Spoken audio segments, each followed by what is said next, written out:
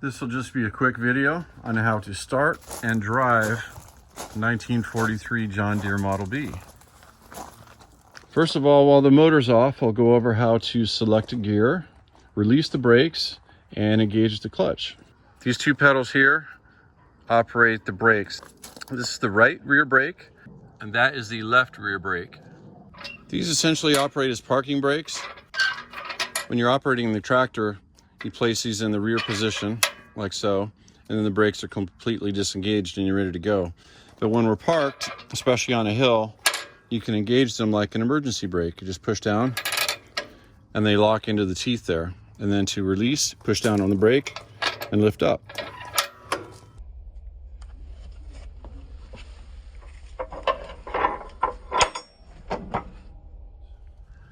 Now let's take a look at the gear selector. The middle is neutral. The housing is labeled.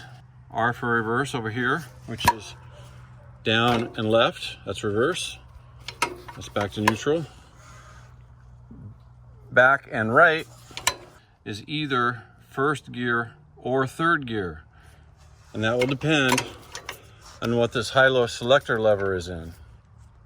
Right now it's in the low position, as designated by the L. So in the low position, that's first gear. This next one up here says either second gear or fourth gear. In the low selector position here, this is second gear. In this position up here, we have either fifth or sixth gear. So when the high-low selector is in the low position, that is fifth gear.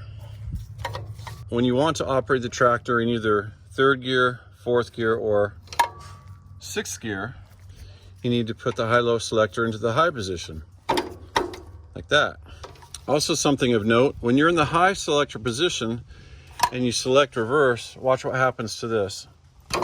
You select reverse and it automatically kicks it back down into the low position.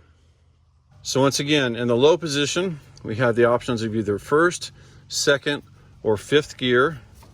In the high position, we have the option of either third, fourth, or sixth gear. And this is the clutch handle right here. When you pull it all the way back towards you, the clutch is disengaged. When you push it forward, it starts to engage the clutch and the tractor will start to move forward. And then you push it the rest of the way and lock it in. This handle right here is the throttle control lever. You want to go faster, you push forward. You want to slow down, you pull back towards you. I think that about covers how to select a gear and engage the clutch. So now I'll go through the starting procedure. The first steps in the starting procedure is to make sure the gear selector is in neutral and the clutch is disengaged in the full back position.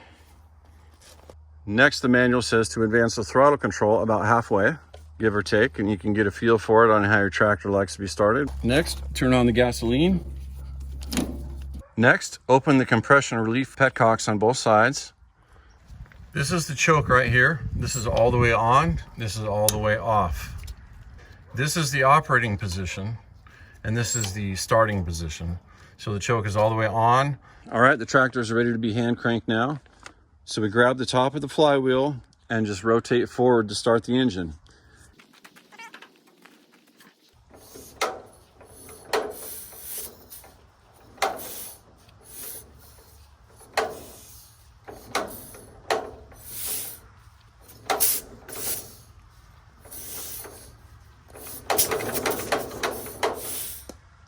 So it started to fire there. Now I'm going to go to half choke. Now I'm going to go to no choke.